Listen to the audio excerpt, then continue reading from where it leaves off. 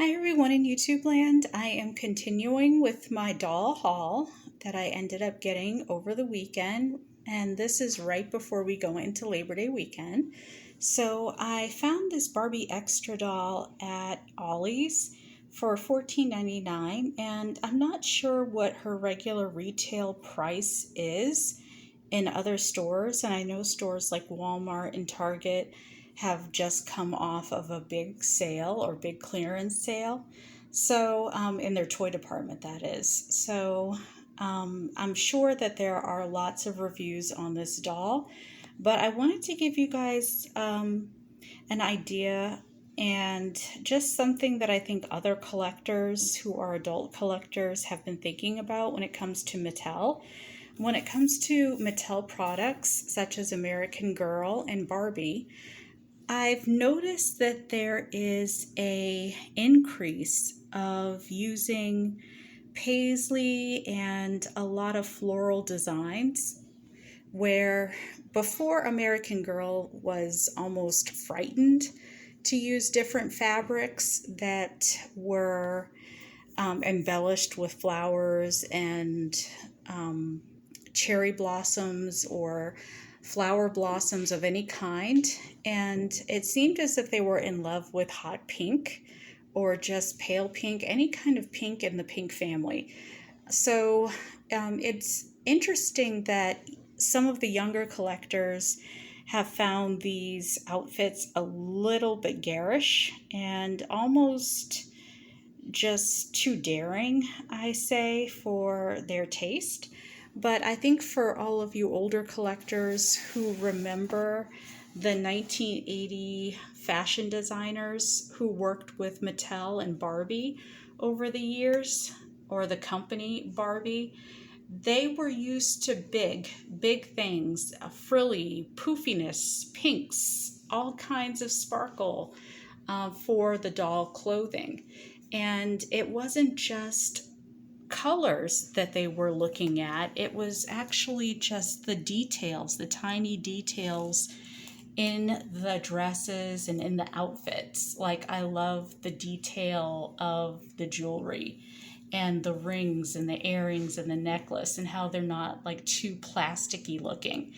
The fact that they weren't afraid to use plastics that look like metals. So now I'm starting to see a shift where if they're not doing it for Barbie, they're doing it for the American Girl collection, where you're starting to see like embellishments and sparkle, and they're using sequins and different things for outfits. They're using different kinds of fabrics that are more detailed, and they're taking more risks when it comes to their color choices. And so I think they're doing this to give it more of an old school appeal, where there's actually details in clothing now. They're doing different fabric patterns and textiles, I would say. It's more of an upholstery look, if you notice, with all the florals, the meticulous appliques, the flowers and the chinks, the hollyhock. I just see mostly apricots and peachy orange being used, almost like the color of marmalade. And I'm seeing more of a rose color pink, especially when it comes to the hair color. They're taking more risks when it comes to the doll's hair color. So I think they're resorting to classic prints that a lot of older collectors love to look at, just to take away from the garishness of the hair. And so you're seeing lots of braids and romanticism and paisley design come back into Barbie's life. Okay, so now she's out of the box, and this is the Barbie Extra. And I know a lot of younger people don't love her outfit, but I love her outfit. It is such a great combination, again, of like florals and roses and flowers. Are there roses in it? Maybe not so much roses, but daisies. And I just love the print. I think they did such a great job with using doll size prints that are actually remind you of a paisley upholstery textile. And again, the appliques are amazing in this. Just the chints of it, the chints, where you actually have that floral material and fabric. And you can see it here again on the American Girl romper, that it's such an amazing amount of blossoms. You have fruit, citrus fruit. And again, I love the ribbon detail. So that's not the last time that you see Mattel returning to its roots of using just different amounts of upholstery and different fabrics for the doll clothing and not skimping on the details. And we've seen that in the past. We've seen American Girl, aka Mattel, skimp on a lot of details.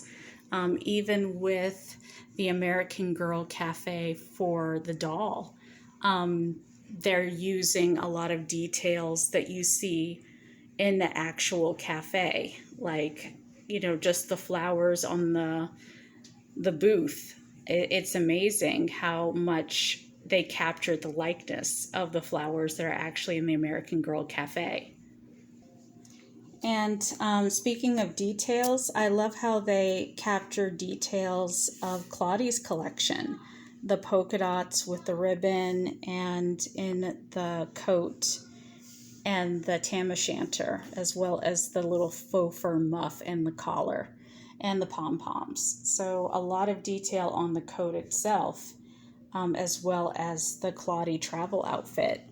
But I'm so impressed with all of the details, such as the buttons and the cuffs, and again, the yoke collar. Just beautiful, beautiful detailing. Okay, when it comes to the hat, I love this cobalt blue or royal blue that they have for the ribbon. And I love the use of polka dots. We haven't seen polka dots in a while. So I love that. And again, if you look at Claudie's winter coat, I mean, look at this beautiful embellishment. The gold and the ebony and the ivory alabaster faux fur. And on the tam o' shanter and the coat itself, I love this mint green color. It's a beautiful, beautiful mint green. So, or a seafoam green. It could also be a seafoam green. But my grandmother had this color on her house. Well, I'm being called or paged, so just think about what I said, guys, about when it comes to the detail of the doll clothing these days. And if you have like a 1980s doll, just compare it, and you'll see that American Girl and Mattel is slowly going back to their roots of using detailed material, detailed everything when it comes to the new clothing that they're coming out with. Amazing. And it starts with the Barbie line. So with the success of the Barbie movie, I wouldn't be surprised that you're going to be seeing more details coming soon with American Girl. All right, talk to you later.